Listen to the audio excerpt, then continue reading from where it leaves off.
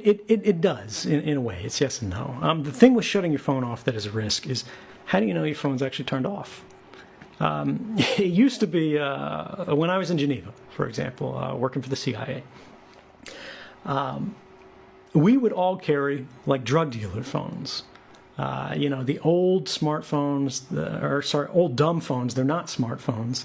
And the reason why was just because they had removable backs where you could take the battery out, right? And the one beautiful thing about technology is if there's no electricity in it, right? If there's no go juice available to it, if there's no battery connected to it, it's not sending anything because you have to get power from somewhere. You have to have power in order to do work.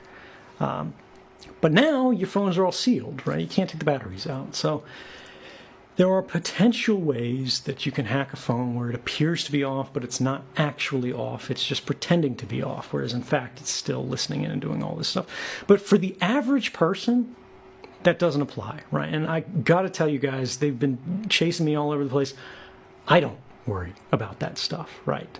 And it's because if they're applying that level of effort to me, they'll probably get the same information through other routes.